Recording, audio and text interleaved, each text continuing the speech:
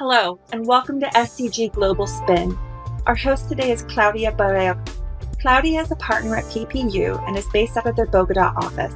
She's an expert in mergers and acquisitions of listed companies with extensive experience in capital markets, infrastructure projects, and corporate governance matters. In addition to PPU, she is professor of capital markets at many universities in Colombia. Joining Claudia is Cristina Sánchez-Vebber. Cristina is a partner at Sánchez Devanny and has 22 years of experience in the legal industry, with a focus on corporate transactional practice. Cristina provides legal guidance and advice to individuals entering Mexico to do business, as well as assistance to clients that already have Mexican operations that they wish to expand. She also helps clients coordinate their operations with other jurisdictions and provides day-to-day legal advice. So hi, Claudia. How are you? Hi, Cristina. How's it been? How are things in Colombia? What did you think? I mean, here we are 1 year later after our conversation, and we're still here. And we look the same, right? What do you think? Do you think it was going to last this long? Oh my God. What a good question. No. I am recalling what I said, and I truly thought by March this year, this would have been over.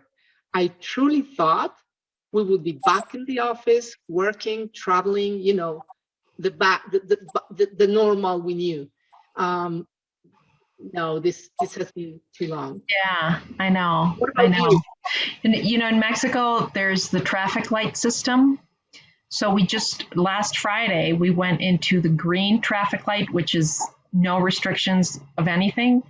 But we think it's because of the elections that we just had. So I think maybe in the next few weeks or so, we'll go back to maybe yellow or orange because our vaccines are we're moving slowly with that. So, there's still a lot of people that are getting infected and most companies, even though everything is open, I don't know how it is in Colombia, but here, most things are open, but there's no official mandate to wear a mask. Oh. Everywhere, but everybody wears a mask. They don't let you into places if you don't have a mask. They take your temperature and they ask you questions if you've been in contact with anybody. That's companies are doing that. Yeah. How's that in Colombia?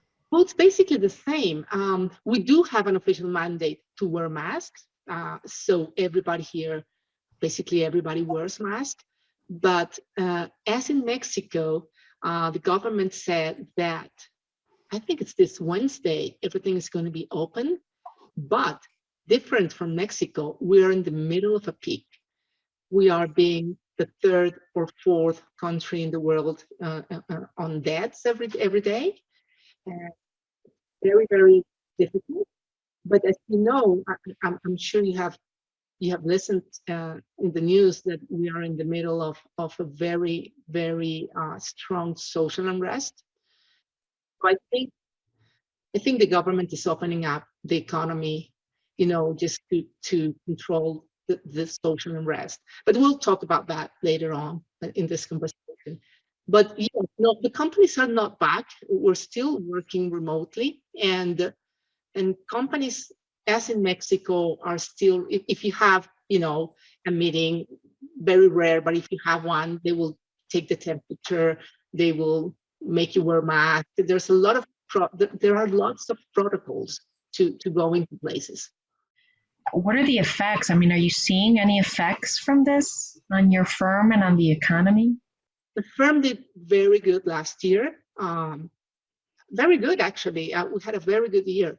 And I think it's because we had the revenue we expected, and we definitely expend less. No traveling, no meetings, no nothing. So that I think that impacted the results in a good way. The deals. The last Q of the year was good. The first semester was really slow. The last Q was good. And I can say this year is looking good. Even though all this social unrest and political things we have in the country, firm-wise, we are okay. We're doing good. We're not back yet. Because as I mentioned, we are in the middle of the third peak, and it's a very strong peak. No more UCIs available. Vaccination is going very slow. I was reading just before this that we have vaccinated 12 million people. That's 6 million people because it's a 2-dose vaccine. And that is around 12% of the population of Colombia. So even by the end of the year, I mean, we will be at 30%, 40%, which is not good enough yet. So, but I think by September, we may be back to the office, is my guess. But it's difficult to guess, you know. Yeah, it is difficult to know because of these different variations that suddenly come in again. That's why I'm a little cautious here in Mexico, thinking that this is a little too soon. And you know, people are tired of being at home and they want to go out. And a lot of these people that are going out are just throwing caution, you know, out the window. And there's you know, we haven't gotten rid of it yet, so there is still a possibility of people getting sick. So, and a lot of people here also don't want to get vaccinated because I don't know, they have these ideas about the vaccines that they change their DNA and their blood and they're going to become a different person, and then suddenly they're going to turn into I don't know what. So, you know, people don't want to get vaccinated, and that puts everyone at risk. You know, for the office, for us, we had a plan that we thought we would, at the beginning of the year, we thought we would go back to the office maybe by October. Oh, really? Of this year. So right now we're not there. People do go for meetings and to pick up papers, and you know, the litigators have to do a bunch of stuff, and so they go in the office. But usually, most people are not meeting in person. And the office, we cannot have the office full yet. And we're being very cautious because a lot of our attorneys have gotten sick, especially the young ones. I don't know why. But anyway, so, you know, unfortunately they've recovered, but you don't want that to turn into a situation for the office or for the clients, right? So we're not open fully yet. You think October will be for you? For us, and I think most law firms in Mexico are talking about September, October. And the traveling, well, the good thing is, I mean, in Mexico, we're so close to the US that whoever can travel to the US is being very gracious in giving us vaccines. So if you can travel to the US and get vaccinated, that's working. So the US has vaccinated more Mexicans than the Mexican government. But it's helping. It's helping. That is happening too in Colombia. And I think that was very smart from the US government, because that's a way to, you know, to have people traveling and spending a lot of money. That was a very good idea. And it's the same in Colombia. And I think it's the same in Peru and probably, you know, other countries in Latin America. And it depends, you know, travel, starting to go back to business depends, I guess, a lot on this vaccine and the new passport that they're saying, you know, the vaccine passport. And, you know, countries are opening up for people that have been vaccinated, but we'll have to see how that works. We'll have to see how that, you know, starts to, and there's still risk, obviously. I mean, you can travel, but there's still risk. Somebody was telling me the other day that to get, I don't know, they were going, I think it was to England, and they were going to fly to Spain, and then they had to fly somewhere else and spend some time there, and then finally be able to get to their location. For 14 days. For 14 days. Otherwise, you have to stay 14 days at a hotel. Yeah, which makes it impossible to travel, right? The cost is just outrageous. I read today the European Union is receiving now, as of tomorrow, tourists. I think the only requisite is to be vaccinated and have a negative PCR. Yeah, well, Mexico's always been open. We're not denying anyone. So anybody can come in and travel to Mexico. And we do have a lot of tourists actually lately. I know. Yes. So, I mean, it's good for Mexico, but it's not good if they're not vaccinated, in my opinion, because they can be, there's no requirement for Mexico. You can come no matter what. They don't test you. Nothing. Wow. When you travel out, yes, you have to get a test before you travel out, but not in. It's interesting. I don't know. What about your firm in Mexico? I mean, and one additional thing that I would say about the firm is, it's very interesting because now we realize that although travel is necessary and face-to-face interaction is necessary, we've had a year and a half to figure out that, you can do business without having to travel, and you can have a successful business relationship without the travel. So I don't know how it's going to impact our firm and our traveling, but I think it's going to have an impact because, even clients, they're not going to want to necessarily absorb the cost of you traveling over to see them when it's not necessary anymore. I think it's not going to disappear, but I think it's going to be reduced, definitely. Yeah, I think it's going to be reduced as well. So that's going to have an impact on how we do. We're going to have to relearn how to network and how to establish connections with people far away. We do a lot of business with China, so it's going to be interesting how we're going to, in some of these cultures though, they're very people oriented or personal connection, right? So we'll see how that changes. We'll see, we'll see how it's going to impact. And I mean, the firm is doing well. Last year we did really well. We had a lot of business coming in because I think it's also because of all the changes in the laws. And this year we started out with a major labor reform that changed all the structures of all our companies in Mexico. So that is helping. So what we have to do is merge most of these companies together. They had 2 company structure, transfer all the employees to one of the companies. So that's creating a lot of work for us. There's several other laws that haven't gone through, like the energy law, et cetera. So that's sort of stayed. But we've had a very good, I guess, as they say, lawyers always, if the economy is down, you still do well. And if the economy is up, you still do well, right? The legal profession is so resilient. Yeah, it's always. That's a big take home.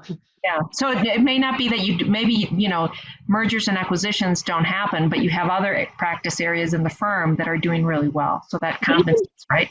But even M&A is moving on. And that really surprises me. Well, now is the opportunity for companies to buy out other companies that are not doing well because of the pandemic. So it's a great moment. Yes, but even out of distress M&A, you have a lot of M&A. I guess, the exchange rate, all these external factors help. Governments needing money, selling companies, that's another big issue. So yes, I think we had a good year, and we're going to have another good year, I think. Yeah, well, we'll see. On our side, on Mexico, we'll see how this government does, and we'll see. We're all hopeful that this new election, will be good for the country, and that we all believe that it was a good result, I guess, the best that could have been obtained. Yes. And what about Mexico? I mean, what happened with the pandemic in your country? It's been devastating. It's been devastating. I mean, the economy is it is stressed. There are a lot of businesses that have been closed. A lot of restaurants. The tourism industry has been affected tremendously because that's one of the areas, that was very important for the country. And when the tourism stopped, because even though we still have a lot of tourism, but it's not as it was before, Of course. it's impacted tremendously on the economy. And all these changes that this government has tried to make has caused investors in general, I mean, I'd say in the big picture, to distrust the Mexican government. And there's no, as we call in Mexico, Estado de Derecho.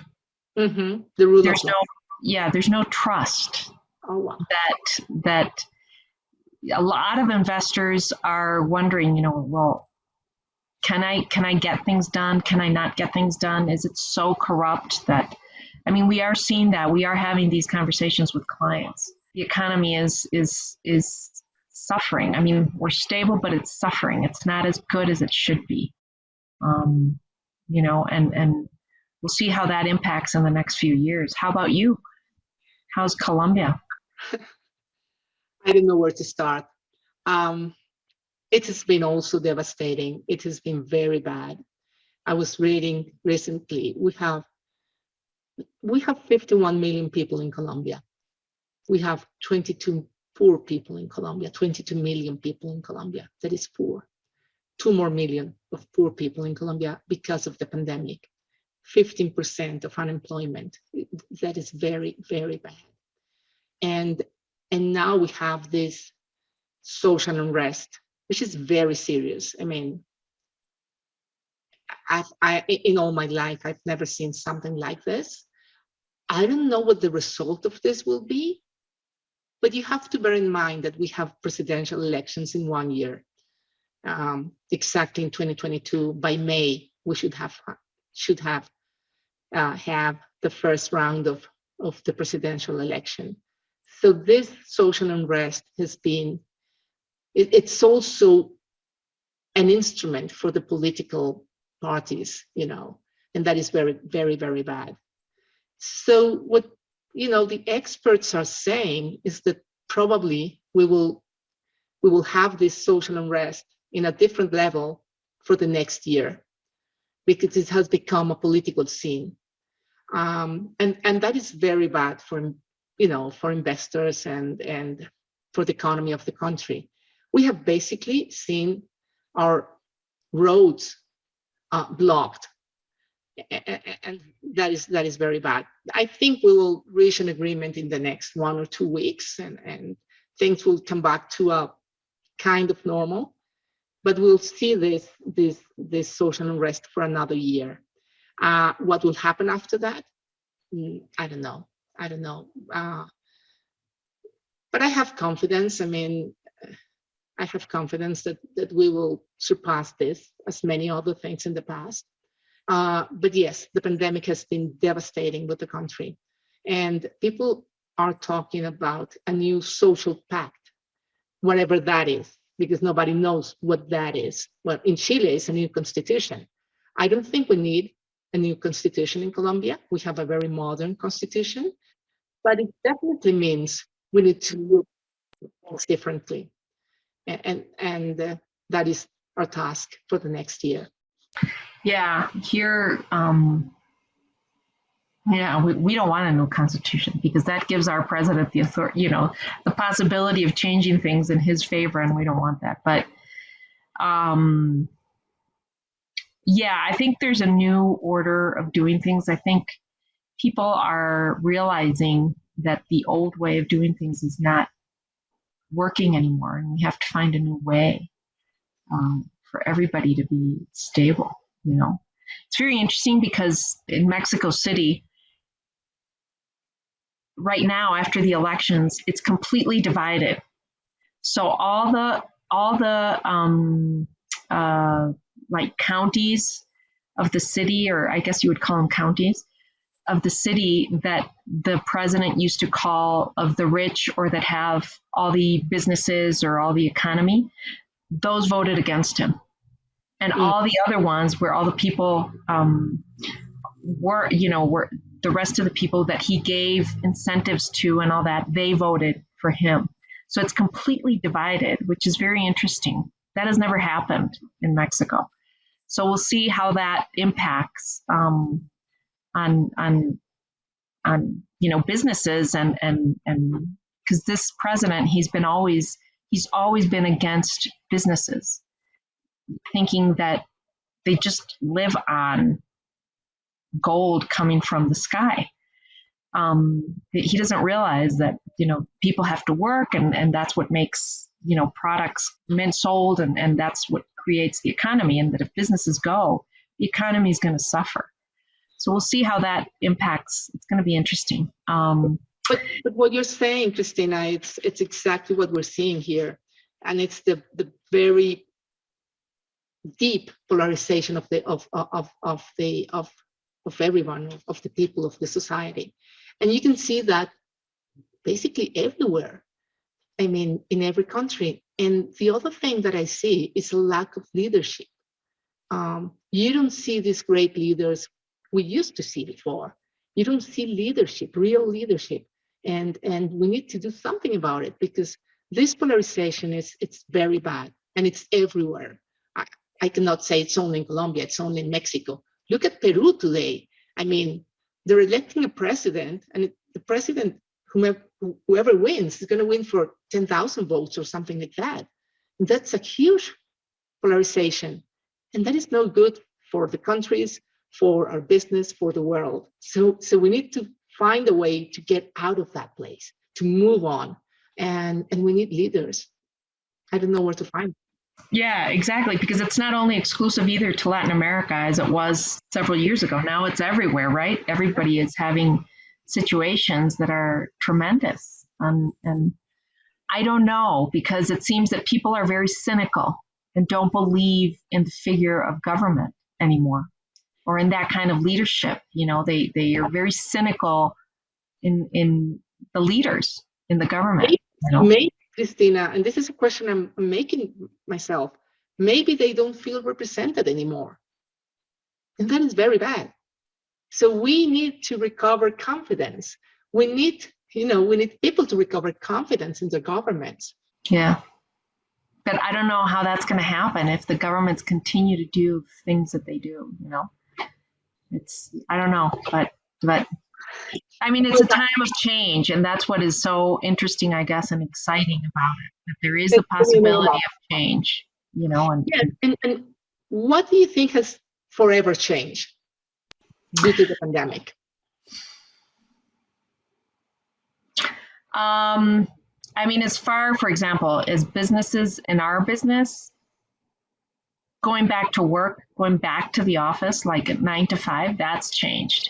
You think so? I have an Yes. opinion on that, but go on. Here it's changed. I mean, you've got a lot of people that say that they want to go back to the office, like these young people that were stuck at home. For example, here the young ones, like the 20-year-olds or whatever, they still live at home. So then they were stuck at home with their parents and their brothers and sisters, and they didn't have a space to work. So they get very distracted. So they want to come back to work. But a lot of people that have, for example, children or that have families, I've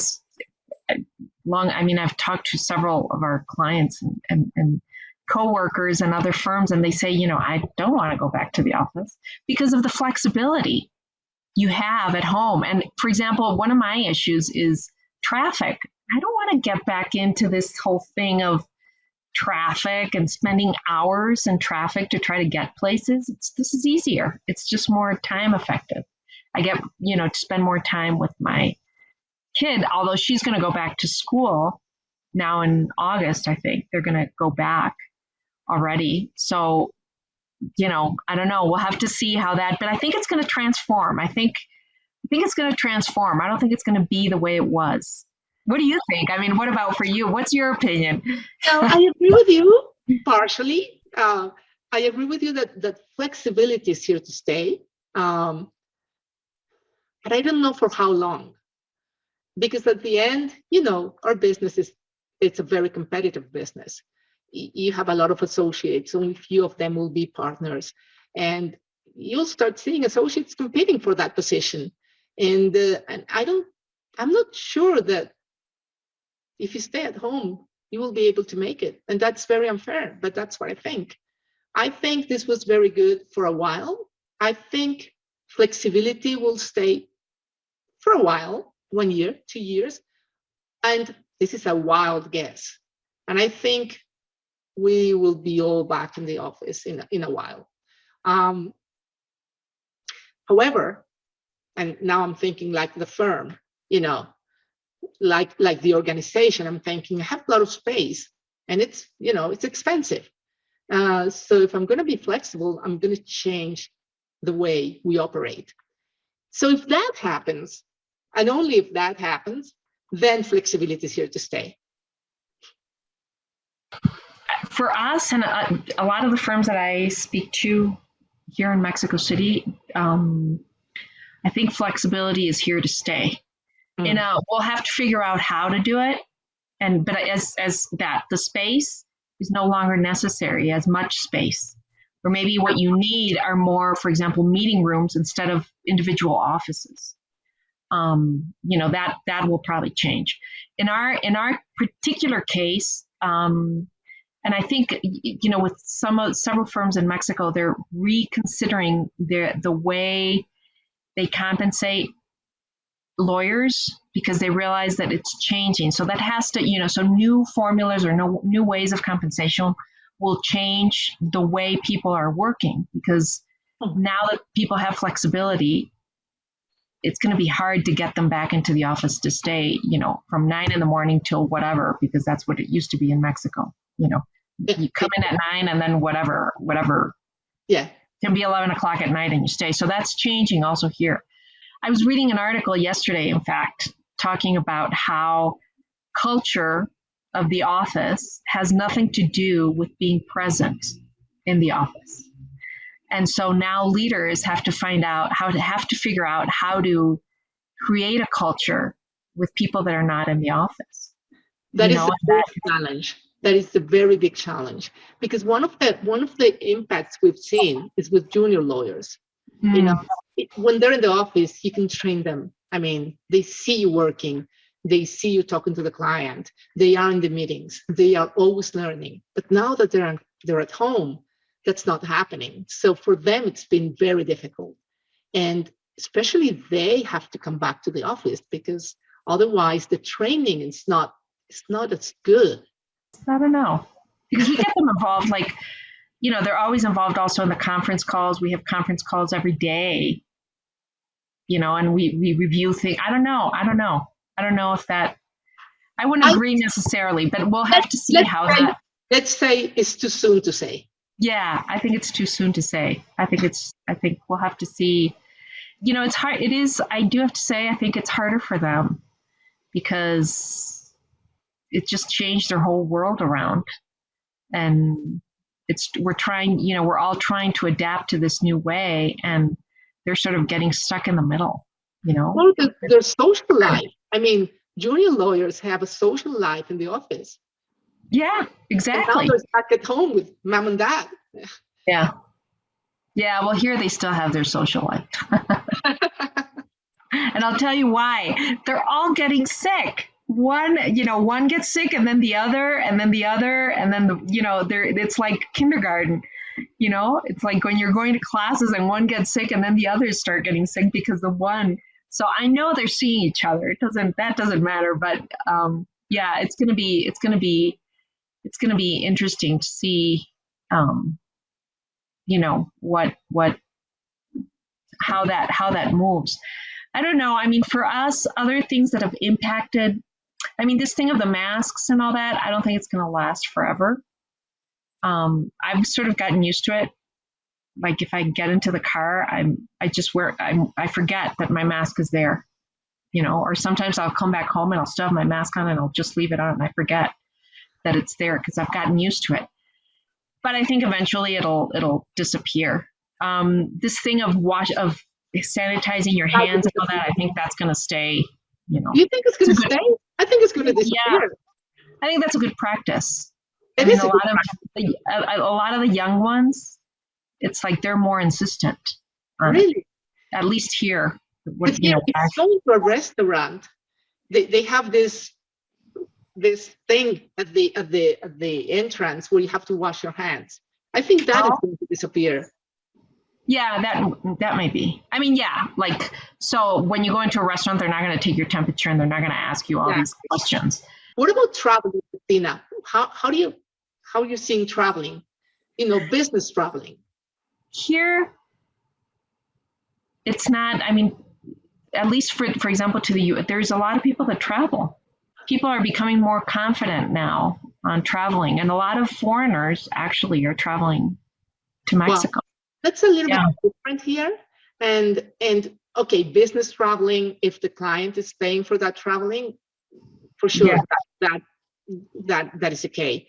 But I don't see the firms paying for a lot of traveling, networking traveling, for example. Actually, we have our first meeting with a firm on Friday with a U.S. firm that is traveling to Mexico. Really? Wow.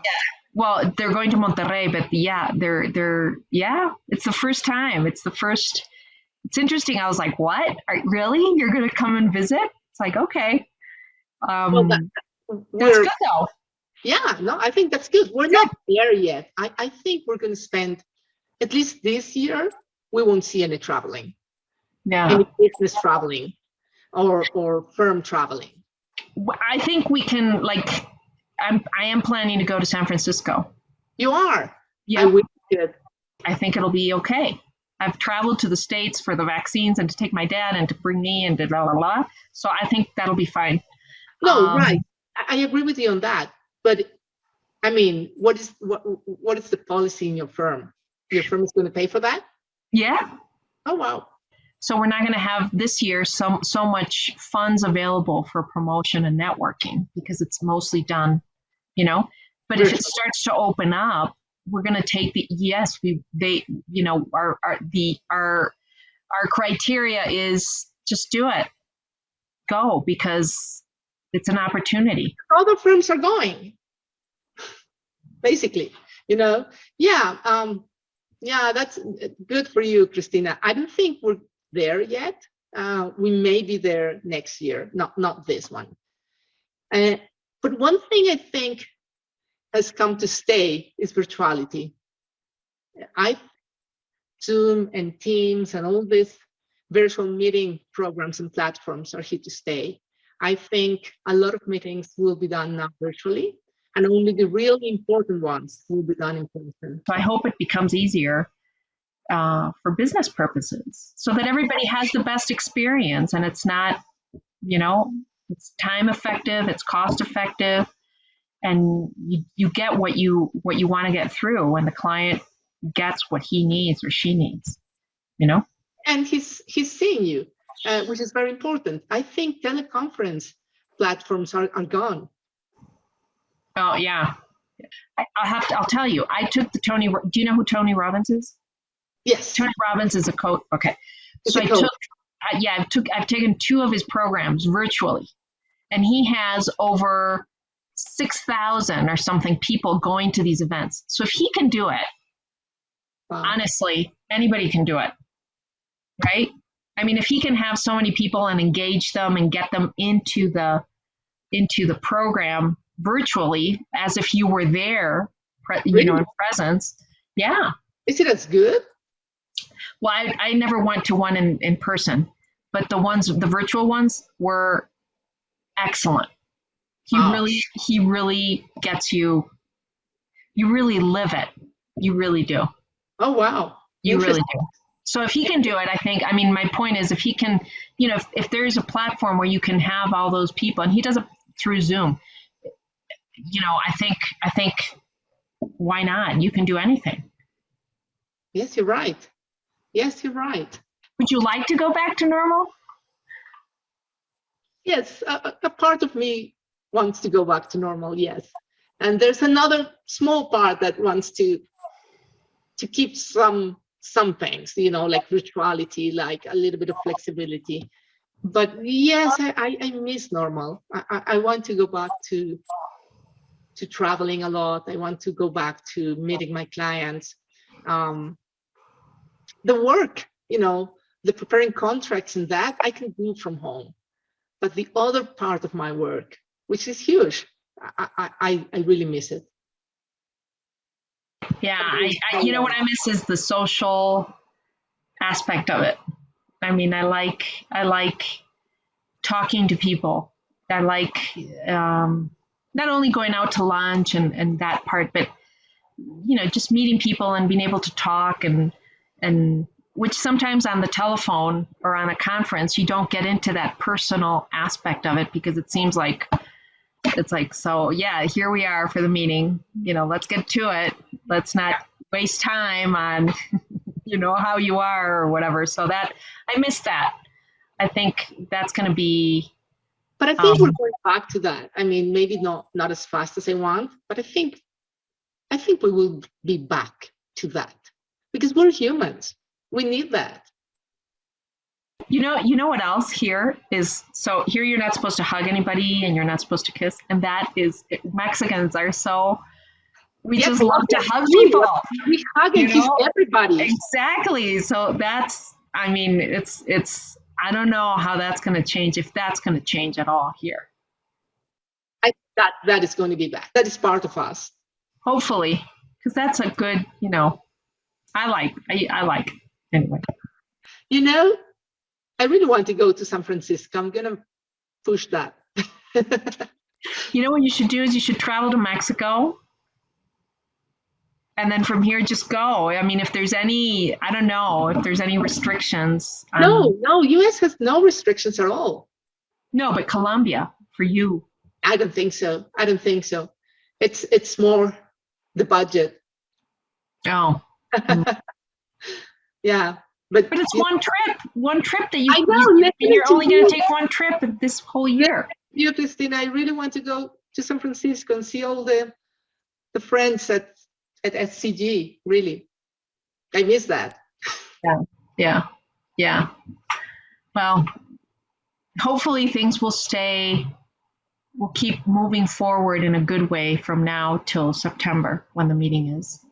But I think one conclusion here is law firms are very resilient. I mean, you did good, we did good. I mean, and I hear this all the time.